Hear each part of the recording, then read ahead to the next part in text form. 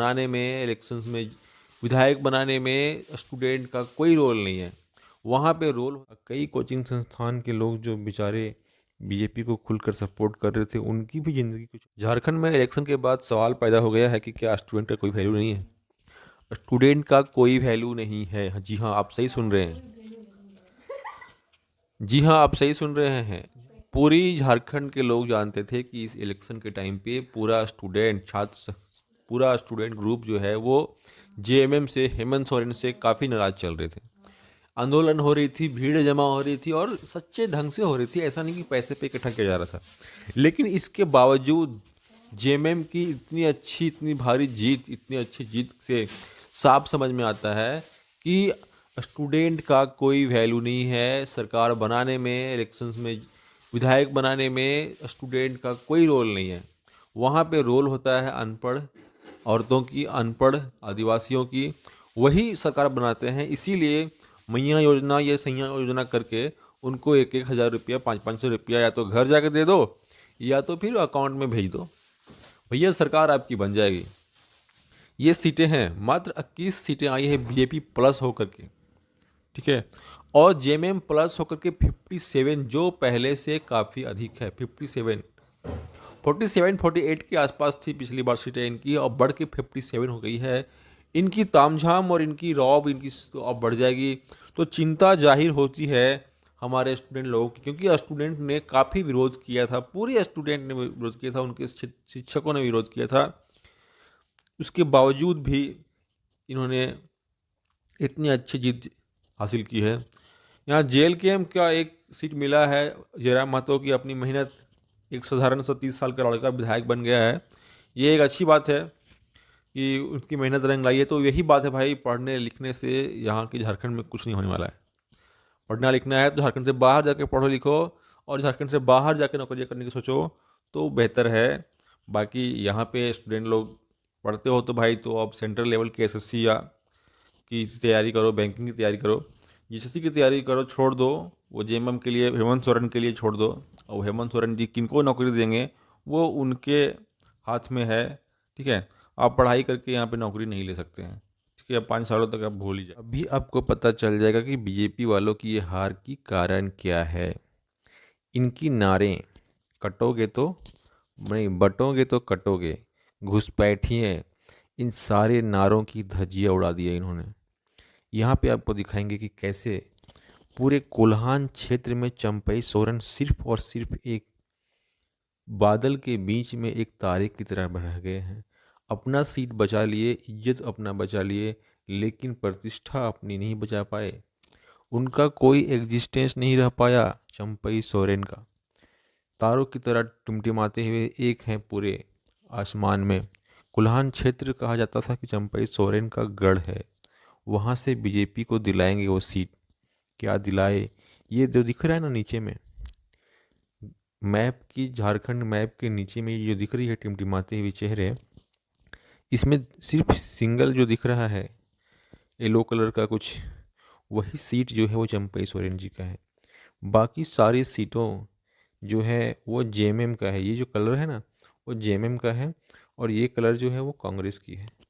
इन दोनों ने मिल करके बीजेपी को और चंपई सोरेन को ऐसा धोया है भाई, सब दिख रहा है इस ग्राफ में। और ये है संथाल परगना, जहाँ पे घुसपैठी आ गए हैं, घुसपैठी आ गए हैं आदिवासियों को के साथ शादी रचाए जा रहे हैं। इस्लाम जहाद, इस्लाम जिहाद कर कर के जो इस्लाम आदिवासियों को बेवकूफ़ बनाने की कोशिश करी गई ना, ये मुद्दे, इनकी धर्म वाले मुद्दे ही बीजेपी को ये हाल दिया है। और खासकर इसका नुकसान हुआ है हमारे स्टूडेंट लोगों को।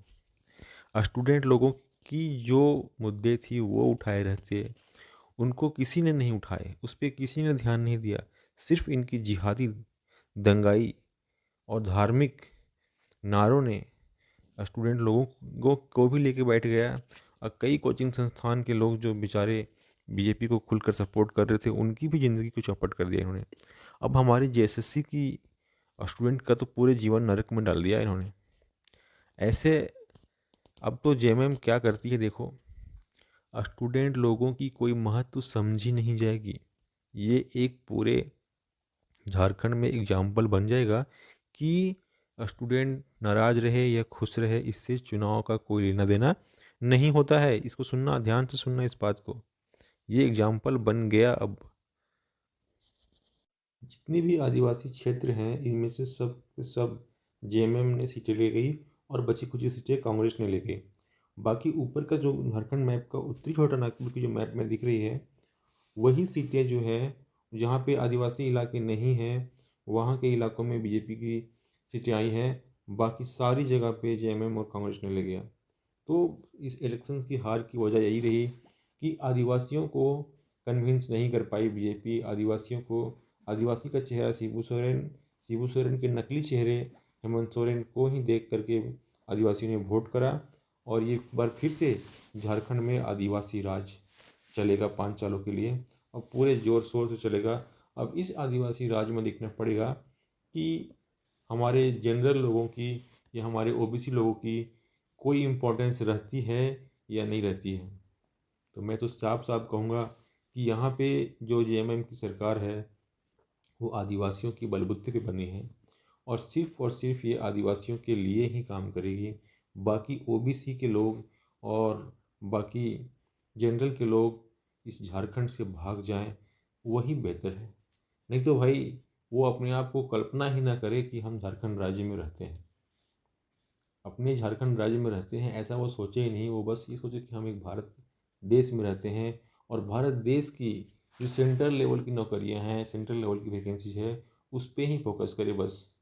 जेएसएससी को फोकस करना बंद कर दें, यही उनकी लाइफ की बेटर डिसीजन होगा। ये मैं आज डंके की चोट पे उनको सलाह देना चाहूँगा कि जेएसएससी को भूल जाएं कि जेएसएससी कोई संस्था भी है या कोई एग्ज़ाम कराती भी है। यदि अपनी लाइफ को में जल्दी अचीवमेंट पाना है या फिर कुछ करना है तो, और नहीं तो फिर ये जेएसएससी के भरोसे में रहोगे भाई, तो ये जीवन आपकी जीवन को 20 साल पीछे, उससे भी पीछे आदिवासियों के जीवन जैसे जीते हैं उसी जीवन में आपको जियाएंगे ये। तो हमारा कहना यही है, इस मैप को दिखाने का मकसद यही था कि इसमें सिर्फ और सिर्फ देखो कि जितने भी आदिवासी क्षेत्र हैं उन सब में जेएमएम और कांग्रेस का कब्जा हो गया। बाकी कुछ उत्तरी छोटा नागपुर के जो जनरल कैटेगरी के सीटें रही हैं उन्हीं में बीजेपी का लगातार प्रचार रहा है। आजसू को माना जाता था, बाबूलाल मरांडी को माना जाता था कि वो कुछ आदिवासी सीटों में कुछ काम करेंगे, लेकिन वो पूरी तरह से सरेंडर हो गई। चंपई सोरेन भी पूरी तरह से सरेंडर हो गए, उनको भी कोई भी सीटें नहीं मिल पाई, कोई सीट नहीं दिला पाई। कोई भी आदिवासी सीटें चंपई सोरेन हो चाहे बाबूलाल मरांडी हो, वो नहीं दिला पाई बीजेपी को। इस प्रकार दूसरा 5 साल भी बीजेपी के लिए चला गया। पिछले 5 सालों से मेहनत कर रही थी बीजेपी बाबूलाल मरांडी को चेहरा बना के, आदिवासी चेहरा बना के, ताकि उसे आदिवासी सीटें आ सकेंगी। लेकिन उनकी बयानें जो थी वो आदिवासियों की विरोधी बयान थी। आदिवासी उनसे खुश नहीं हो सके और बीजेपी बुरी तरह से झारखंड के इलेक्शन को हार गई।